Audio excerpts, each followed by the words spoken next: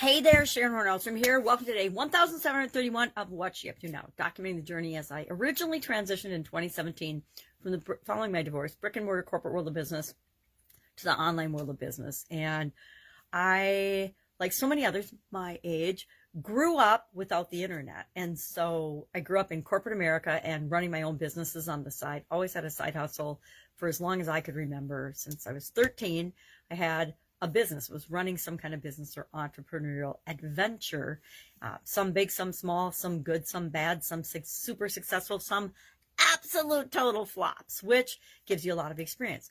But having the side business and simultaneously working in corporate America for over a quarter century gave me a lot of confidence and ability to see things differently, as well as move through the ranks and move my corporate career really, really quickly compared to a lot of other people, because I had that fallback, that other thing going on, that if I lost my job, it was okay. So I could take more risks. I could do things that other people wouldn't do because they had car payments and mortgages and families to support. So I had a family to support, but I also had more than one thing going on. And that gives us such a huge advantage in any area and aspect of our life, right? Because stuff ebbs and flows all the time. Corporate jobs ebb and flow all the time.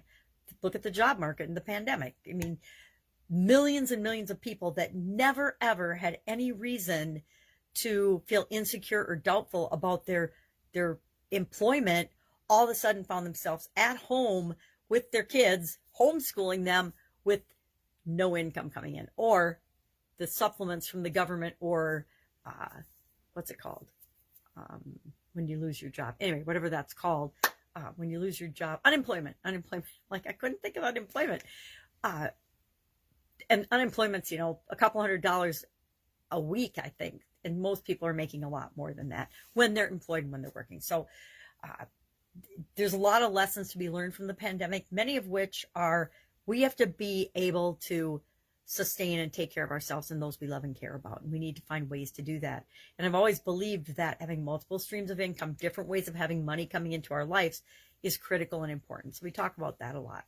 Today, pieces of content I shared for Supersize Your Business. I have a Supersize Your Business group where we talk about and work on growing and building and scaling and supersizing our businesses. And today, every day I share an idiom just to get us thinking and our brains working all the time, and reminding us to look at things from different perspectives, because a lot of times any problem, any challenge, any setback, any obstacle we're facing, it's all figure outable, right? We can figure absolutely anything out, but we have to believe we can figure it out. And we have to be open to looking at things from different points of view and different perspectives to find solutions that we aren't currently seeing based on our current thinking, if that makes sense. So I love thinking about language and words and what things mean, and reminding myself that what things mean to me aren't necessarily what they mean to you. And that's why it's so important that we clarify, we communicate, and we do all the other things that make us good human beings.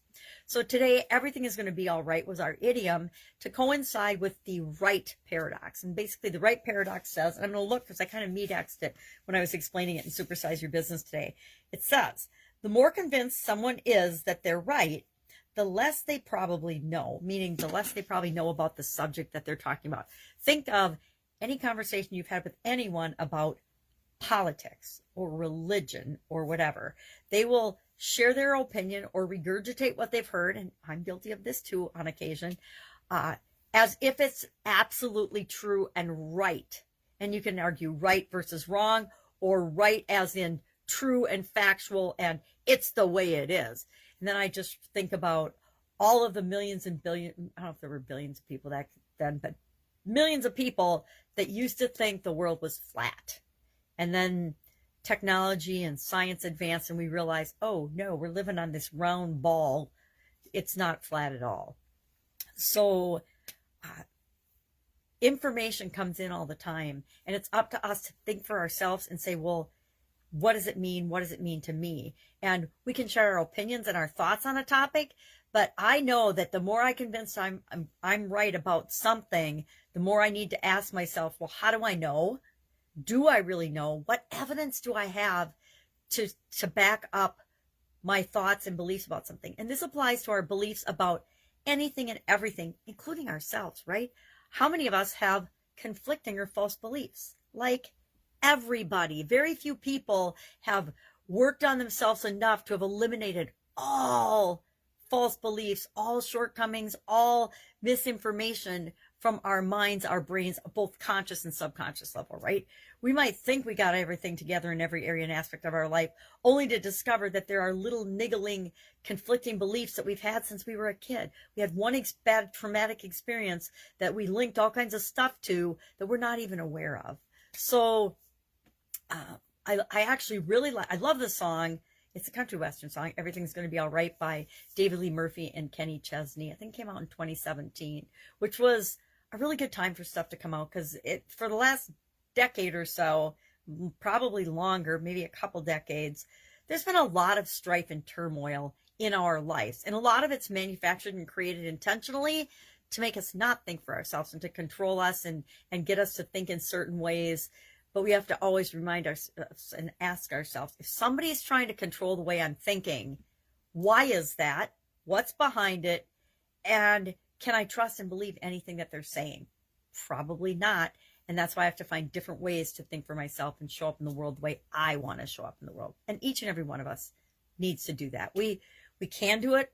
We absolutely have the ability to, but it's easier sometimes to just give in and go with the flow. And I say, don't give in and go with the flow if it's something that goes against your core beliefs. And to me, one of my core beliefs is we need to think for ourselves. We need to be ourselves, 100% who we are authentically, and show up even when that's scary. And, most days it's scary for me to show up on video, but I'm going to do it anyway, because that gives other people permission to do the same thing.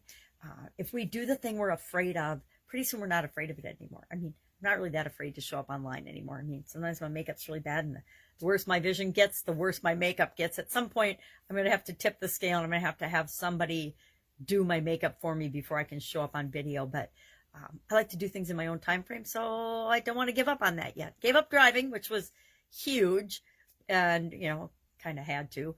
But there's certain things that I'm going to hang on to as long as I can, because they help me be more independent and do what I want, when I want, where I want, with whomever I want. All right.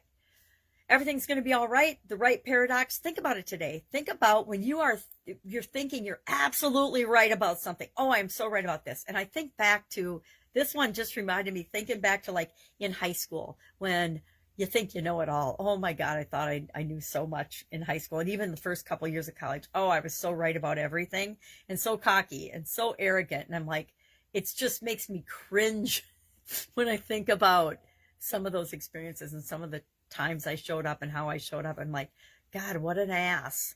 But, we don't know what we don't know until we know it. And so I had a lot of learning to do, just like we all do. We're all human. All right. If I can help in any way, ask. Otherwise, I'll, of course, be with you tomorrow.